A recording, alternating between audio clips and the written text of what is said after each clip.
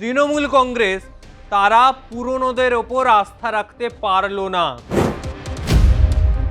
তৃণমূলের প্রার্থী তালিকায় 10টা বিধানসভা কেন্দ্রেই নতুন মুখ। দেখুন, আমি একথা বিশ্বাস করি না। আমি মনে করি যে কোনো জায়গায় change is the only constant. দোরগোড়ায় বিধানসভা নির্বাচনে একদিকে যখন প্রতিটা রাজনৈতিক দল প্রচার করছে, ঠিক সেই সময় কিছু কিছু কেন্দ্র রয়েছে যে কেন্দ্রগুলোতে রাজ্যের প্রধান শাসক দল তৃণমূল কংগ্রেস তারা পুরনোদের ওপর আস্থা রাখতে পারল না, আস্থা হারিয়ে ফেলেছে। এমন একটি জেলা হুগলি জেলা, যে হুগলি জেলার মধ্যে মোট 18টা বিধানসভা কেন্দ্র, যে 18টা বিধানসভা কেন্দ্রের মধ্যে এবারের এই প্রার্থী তালিকায়, তৃণমূলের প্রার্থী তালিকায় 10টা বিধানসভা কেন্দ্রেই নতুন মুখ। একদিকে শীর্ষান্ন ব্যানার্জি, অন্যদিকে দেবাংশু ভট্টাচার্য, এরকম 10টা কেন্দ্রে নতুন মুখ দিয়ে দিয়েছে তৃণমূল কংগ্রেস। হুগলি জেলা শুধু নয়, যদি বলি তৃণমূলের বসিরহাট সাংগঠনিক জেলা, সেই বসিরহাট সাংগঠনিক জেলা, যে বসিরহাট একসময় সন্দেশখালী ইস্যুতে উত্তপ্ত হয়েছিল। শেখ শাহজাহান, রেখা পাত্র, বিভিন্ন ইস্যু, বিভিন্ন সময় আসছে, পিঠে বানানো, মাছের ভেড়ি দখল করে নেওয়া, জমি জবরদখল, অত্যাচার, নারী নির্যাতন, বিভিন্ন ইস্যু এই সন্দেশখালী বা এই বসিরহাট সাংগঠনিক জেলাকে কেন্দ্র করে হয়েছিল।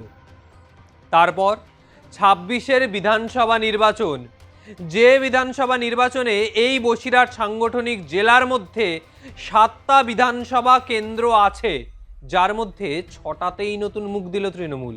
একমাত্র মিনাখা, যে মিনাখায় পুরনো প্রার্থীর ওপর ভরসা রেখেছে। এরকম বহু জায়গা রয়েছে, তবে হুগলি এবং বসিরহাট এই দুটো মূল কেন্দ্রবিন্দুতে, কারণ এখানের মেজরিটি এতটাই বেশি যে চোখে পড়ার মতো।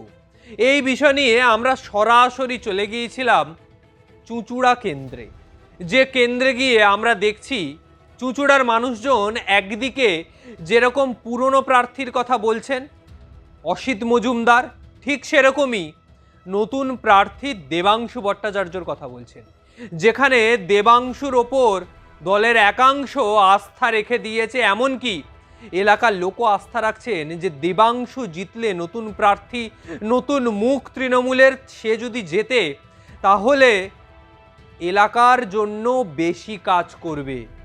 এই বিষয় নিয়ে আমরা কথা বলেছিলাম দেবাংশু ভট্টাচার্যের সঙ্গে। তিনি ঠিক কি বলছেন একবার সেদিকে নজর রাখুন।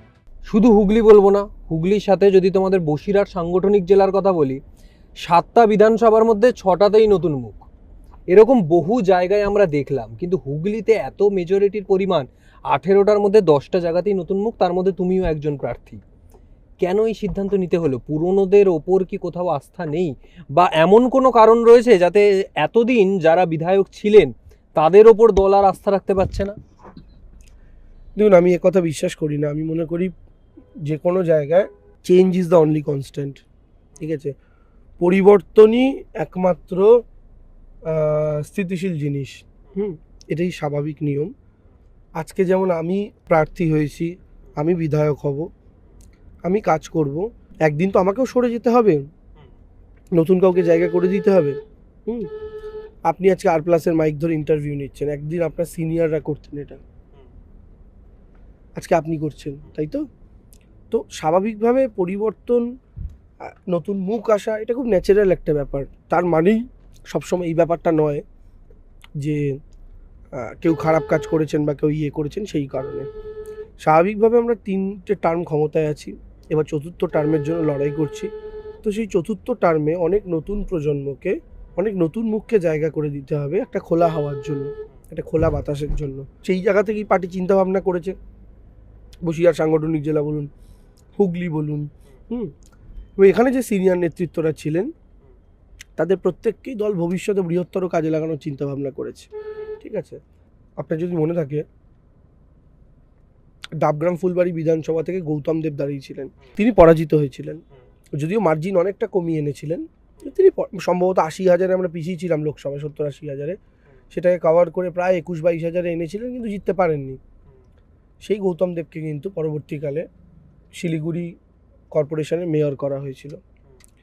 তো ফলে আমাদের দল সবাইকে কাজে লাগায়, বিভিন্ন জায়গাতে কাজে লাগায়, এবং আগামী দিনেও যাদেরকে হয়তো দল টিকিট দিতে পারেনি তাদেরকে বিভিন্নভাবে কাজে লাগাবে। এটার সাথে আমার মনে হয় না অন্য কোনো সেই অর্থে সেরকম কোনো বিষয় রয়েছে ভাবনা চিন্তার মতো। দেবাংশুর কথায় দলের সিদ্ধান্তই চূড়ান্ত। দল সিদ্ধান্ত নিয়েছে সেই জায়গায় তাকে দাঁড় করাবে, তিনি সেখানে দাঁড়িয়েছেন। এর আগেও তিনি তমলুকে দাঁড়িয়েছিলেন বিজেপি নেতা অভিজিৎ গাঙ্গুলির বিরুদ্ধে, প্রাক্তন জাস্টিস, প্রাক্তন বিচারপতি, তার বিরুদ্ধে তিনি দাঁড়িয়েছিলেন। সেখানে প্রায় 10,000 ভোটের ব্যবধানে তিনি হেরে যান। তারপর চুঁচুড়া কেন্দ্রে অসিত মজুমদারের জায়গায় প্রার্থী করা হলো দেবাংশু ভট্টাচার্যকে। তারপর একাধিক বিতর্ক, একাধিক রাজ্য রাজনীতির সরগরম দেখলাম, যেখানে অসিত মজুমদার দেবাংশুর বিরুদ্ধে একটাও কথা বলেনি, কিন্তু রচনা ব্যানার্জি তাকে কিন্তু ছাড়েনি। রচনা ব্যানার্জির বিরুদ্ধে বিভিন্ন কথা বলেছেন এই অসিত মজুমদার। তারপরেই এই অসিত মজুমদারকে সাথে নিয়ে একসাথে প্রচার করছে দেবাংশু ভট্টাচার্য। এই দেবাংশু, যে দেবাংশু একসময় রাজনীতির হাতেখড়ি সোশ্যাল মিডিয়া থেকে, এখনও তিনি দলের সোশ্যাল মিডিয়া সামলাচ্ছেন, তাকেই দল আজকে প্রার্থী করলো চুঁচুড়ার মতো কেন্দ্র থেকে, যে কেন্দ্রে একটা জায়গা বা একটা বেল্ট রয়েছে, যে বেল্টটা বিজেপির দখলে, বা বলা যায় যে জায়গা থেকে বিজেপি ভোটটা কিছুটা হলেও তোলে। আর এই চুঁচুড়া এমন একটা কেন্দ্র, গোটা বাংলার 294টা বিধানসভা কেন্দ্রের মধ্যে যেখানে সব থেকে বেশি বুথ, যে কেন্দ্রে সব থেকে বেশি ওয়ার্ড, যে কেন্দ্রে সব থেকে বেশি ব্লক রয়েছে, এমন একটাই কেন্দ্র যেখানে বুথের নিরিখে সব থেকে বড় বিধানসভা কেন্দ্র এই চুঁচুড়া কেন্দ্র, যে কেন্দ্রে দল আস্থা রেখেছে, দল ভরসা করেছে এই দেবাংশুকে। কিন্তু বিধানসভা নির্বাচন মানুষের জন্য, মানুষ কাকে নির্বাচিত করছে তাদের জনপ্রতিনিধি হিসাবে, সেটাই এখন দেখার। কোন দল কত সংখ্যার আসন পায়, কোন দল কত আসন পায়, কেউ ডবল ডিজিট পেরিয়ে আদৌ কি ট্রিপল ডিজিট পেরোতে পারবে, এটাই এখন দেখার। বা কোনো রাজনৈতিক দল তাদের শূন্যের গেরো কাটাতে পারবে, এটাই এখন দেখার। কারণ নির্বাচন একেবারে দোরগোড়ায় দাঁড়িয়ে, ফলে নির্বাচনের বিভিন্ন খবর বিভিন্ন সময় আমরা নিয়ে আসবো আপনাদের সামনে। আজকের মতো বিদায় নিচ্ছি। ভিডিওটা ভালো লাগলে অবশ্যই লাইক কমেন্ট করবেন, চ্যানেলটি সাবস্ক্রাইব করবেন, আপনার মতামত জানাবেন। আগামী সময় আর কোন বিষয়ে ভিডিও দেখতে চান অবশ্যই জানাবেন।